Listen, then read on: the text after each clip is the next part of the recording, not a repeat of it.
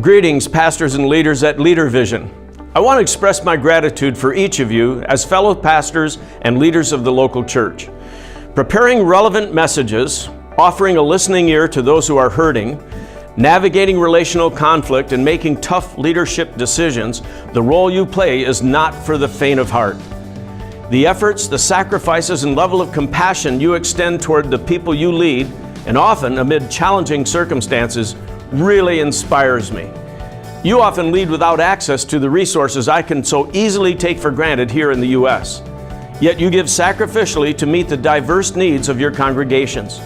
You persevere, you remain steadfast, you resist the advances of evil in your neighborhoods, and you boldly advance the purposes of God's kingdom regardless of personal cost. I say it again, I hold you in high regard.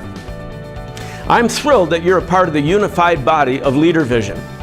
As believers, we're all part of the church, and you're living out Christ's prayer for His followers in John 17, that they will all be one, just as you and I are one. To be most effective in bringing the hope of Christ to our communities, we must be leaders who know how to work together, not in competition, but in cooperation. And yet we must understand that unity is not uniformity. We must embrace our differences and learn from one another. As part of LiderVision, you're showing your commitment to doing just that. It's no secret that I often say the local church is the hope of the world. I believe it to my core to this day.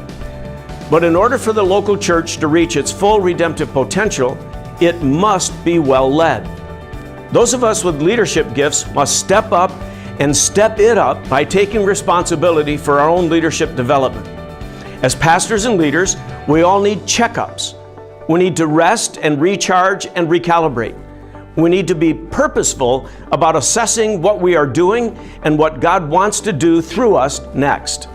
Through the LiderVision initiative, you've taken a step to develop yourselves in this way. And again, I commend you. Now, I've never been so fired up about the mission before us as leaders and pastors. The local church has access to all the power of God. It has incredible impact potential. It just has to be led by godly, servant-oriented, fired up, humble, growing leaders. And when it's led by those kinds of leaders, the gates of hell cannot prevail against the full work of God in this broken world. Thank you for standing with me, giving our best to the God who has only ever given us His absolute best as we serve the local church together. Blessings, everybody.